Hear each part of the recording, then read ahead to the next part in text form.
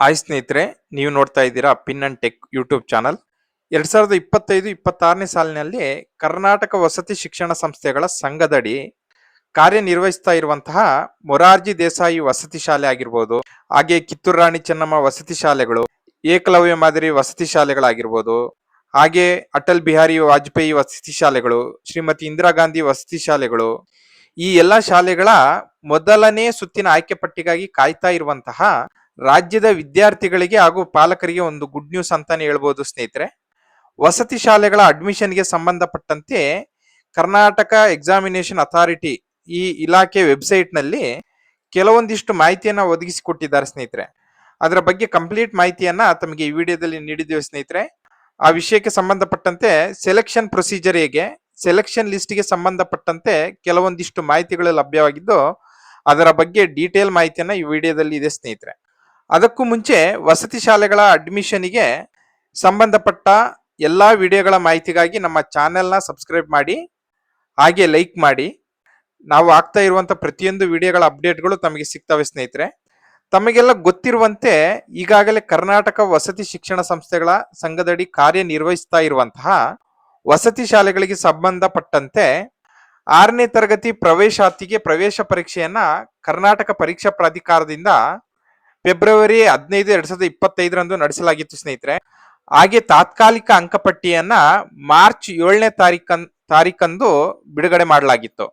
ಅದಕ್ಕೆ ಸಂಬಂಧಪಟ್ಟಂತೆ ಏನಾದ್ರೂ ಆಕ್ಷೇಪಣೆಗಳಿದ್ರೆ ಮಾರ್ಚ್ 13ರವರೆಗೆ ಆಕ್ಷೇಪಣೆಗಳನ್ನ ಸಲ್ಲಿಸೋಕೆ ಅವಕಾಶಗಳನ್ನು ಕೂಡ ನೀಡಲಾಗಿತ್ತು ಸ್ನೇಹಿತರೆ. ಅದಾದ ನಂತರ 14ನೇ ತಾರೀಕಿಗೆ ಅಭ್ಯರ್ಥಿಗಳು ಗಳಿಸಿರುವ ಜಿಲ್ಲಾವಾರು ಅಂತಿಮ ಅಂಕಗಳನ್ನ ಪ್ರಕಟಣೆ ಮಾಡಿದ್ದಾರೆ ಸ್ನೇಹಿತರೆ.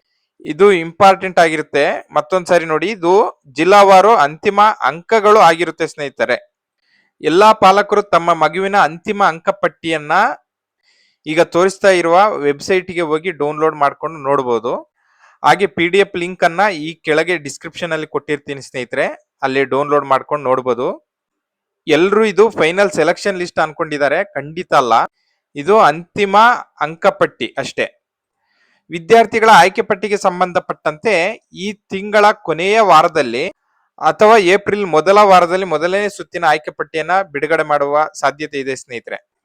ಅದಕ್ಕೆ ಸಂಬಂಧಪಟ್ಟಂತೆ ವಿದ್ಯಾರ್ಥಿಗಳ ಕ್ಯಾಸ್ಟ್, ಮಾರ್ಕ್ಸ್ ಹಾಗೆ ಸ್ಪೆಷಲ್ ರಿಸರ್ವೇಶನ್ಗೆ ಅನುಗುಣವಾಗಿ ಸೆಲೆಕ್ಷನ್ ಲಿಸ್ಟ್ ಅನ್ನ ಬಿಡ್ತಾರೆ ಸ್ನೇಹಿತರೆ.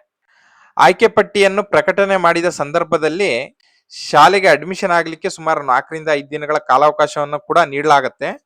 ತಾವು ತಮ್ಮ ಮಕ್ಕಳು ಸೆಲೆಕ್ಷನ್ ಆದ ಶಾಲೆಗೆ ಮೂಲ ದಾಖಲೆಗಳನ್ನ ತೆಗೆದುಕೊಂಡು ಹೋಗಿ ಅಡ್ಮಿಷನ್ ಅನ್ನ ಮಾಡ್ಬೇಕಾಗತ್ತೆ.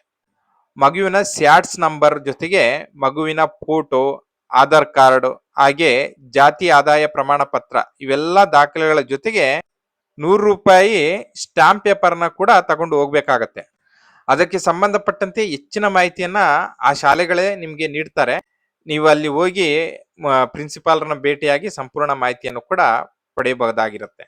ಹಾಗೆ ಮೊದಲನೇ ಸುತ್ತಿನ ಆಯ್ಕೆ ಪಟ್ಟಿ ಬಿಡುಗಡೆ ಮಾಡಿದ ನಂತರ ಅಡ್ಮಿಷನ್ಗೆ ಸಂಬಂಧಪಟ್ಟಂತೆ ಎಲ್ಲಾ ಮಾಹಿತಿಯನ್ನ ಮುಂದಿನ ವಿಡಿಯೋದಲ್ಲಿ ನೀಡುತ್ತೇನೆ ಸ್ನೇಹಿತರೆ. ಮುಂದಿನ ವಿಡಿಯೋ ಅಪ್ಡೇಟ್ಗಾಗಿ, ಮುಂದಿನ ವಿಡಿಯೋಗಳ ಮಾಹಿತಿಗಾಗಿ ನಮ್ಮ ಚಾನೆಲ್ನ ಸಬ್ಸ್ಕ್ರೈಬ್ ಮಾಡೋದನ್ನ ಮರಿಬೇಡಿ. ಎಲ್ಲರಿಗೂ ಒಳ್ಳೆಯದಾಗ್ಲಿ. Thank you.